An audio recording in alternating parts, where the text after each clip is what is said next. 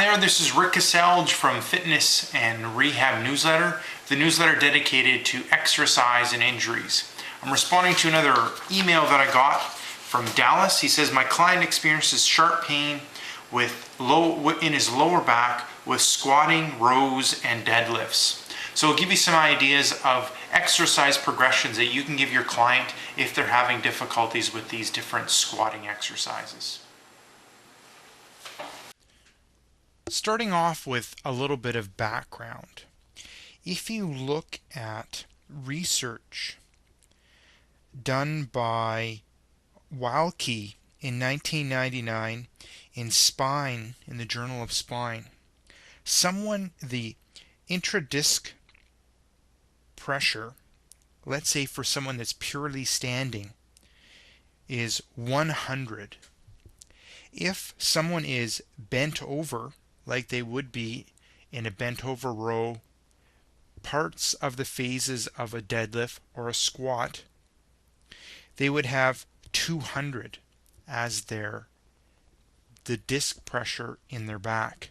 Now if you add a load, if all you add is a 20 kilogram load, that skyrockets to 450.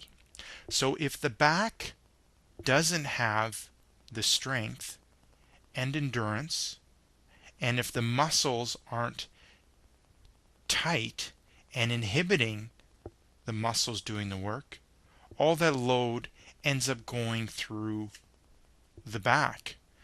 And since the muscles aren't working properly, all the non-contractile tissues like the vertebrae, the discs, and the ligaments take all the force as opposed to the muscles.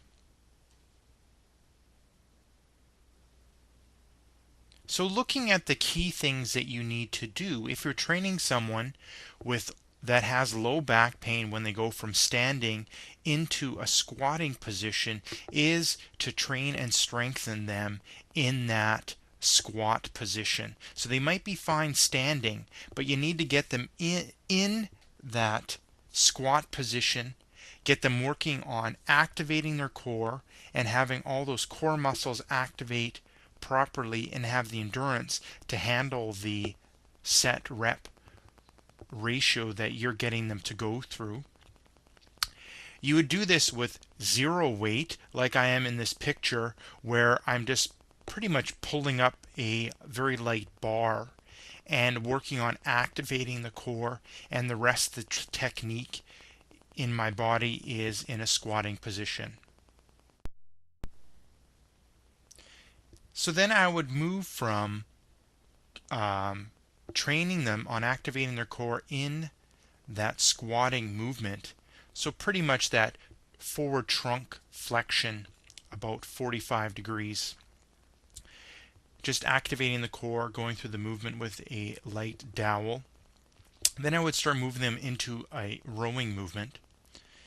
Other things that I would end up getting them to do is really look at flexibility, end up looking at what the range of motion is in their ankle.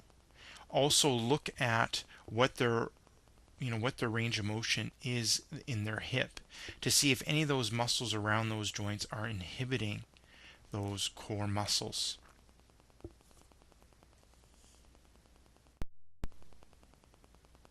Now I hope you've enjoyed this video. If you do have any other questions about exercise and injuries, please do visit my website, healingthroughmovement.com, or email me at info@healingthroughmovement.com. Look forward to hearing from you. Take care.